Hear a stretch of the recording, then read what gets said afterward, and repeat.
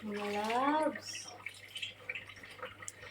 anong oras na? Alauna na. Naglalaba pa ako mga loves. Naglalaba-laba. Alauna na po ng gabi. Ay, madaling araw. Tulog na po yung aking dalawang alaga. Dahil ang washing machine namin ay sira. So, kinamay ko na lang po ang damit ng dalawang bata. Para gumagana siya, kaso pagdating sa washing, tumitigil siya. Pero pag sa dryer, dire-diretso. Kaya i-dryer ko na lang siya. Kinusot ko na lang ito. Konti lang naman. Pero ang oras na mga loves. Mga loves.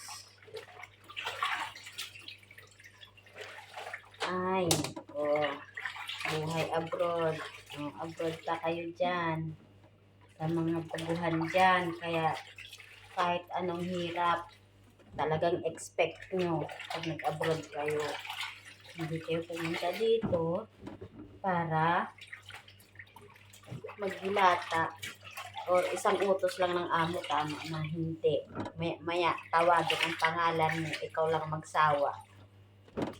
Kaya sa mga baguhan dyan, alam nyo na kung gaano kahirap. Sanayan na lang. Sige mga loves, dryer ko na to. Kanina pa ako naglaba mga 12:30. So ngayon is 1:12 na. Sige mga loves, bye bye.